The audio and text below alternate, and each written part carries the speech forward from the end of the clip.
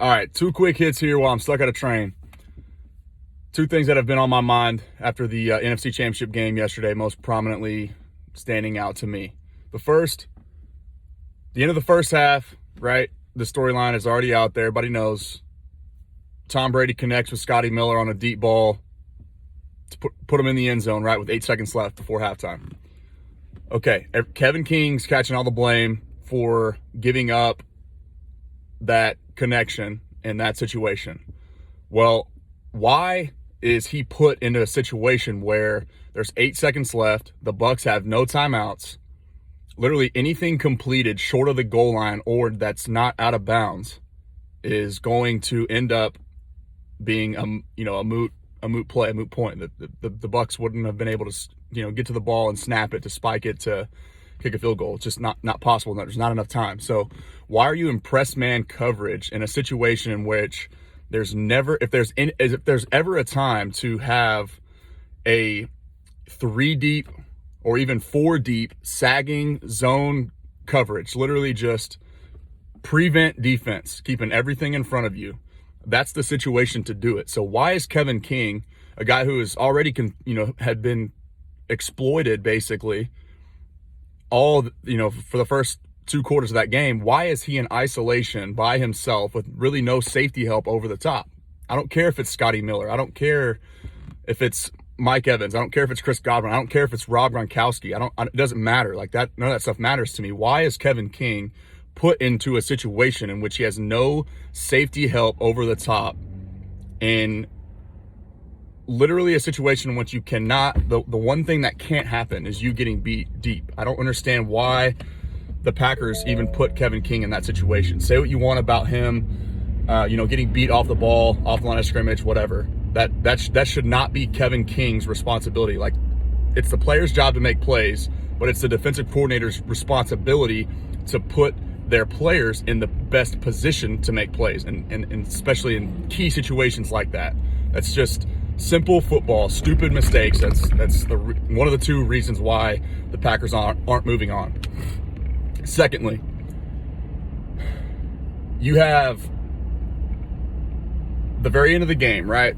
2 minutes and change left. Packers have all their timeouts right before the 2-minute warning. We know that if they can score, before the ball or before the clock ticks below 2 minutes, they've got essentially 4 timeouts to work with, okay? Well, here's why the decision to kick makes 0 sense. And I'm sitting in the room with Chris and Taji last night, and we all looked at each other, and Chris actually said, before the 3rd down incompletion, he says, if they don't convert here, there's no chance they kick, right? And Taji and I, initially and immediately, we all looked at each other and we're like, no shot. You don't kick here. Just because we know the ramifications of, what is smart in that situation. So here's why. Either way, you're still down by more than a field goal.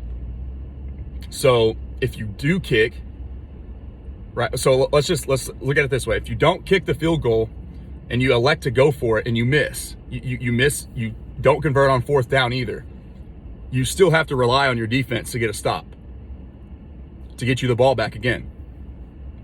If you kick the field goal there on 4th down, you still have to rely on your defense to get a stop, to get you the ball back. So what's the difference? Either way, you have to get a stop to have a chance to win. You might as well take one more shot at the end zone and go for it. Stupid football, stupid mistakes. It's reason number 2 why the Packers aren't moving on. I just don't get it.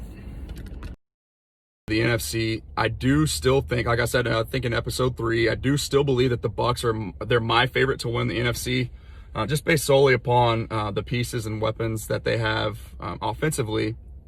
Their quarterback, who I ultimately think is going to get things figured out and get in sync with those weapons, and then what they have on the defensive side of the ball just really seems like their roster is constructed in a way that no other team in the NFC is right now on both sides of the football. I think they have the advantage there. So I think it's only a matter of time, again, before we see Tom start to click. And if it wasn't for the first quarter and Todd Bowles basically trusting Carlton Davis, their corner who was on Tyreek Hill, basically on an island in man coverage, which I don't know why anybody does that.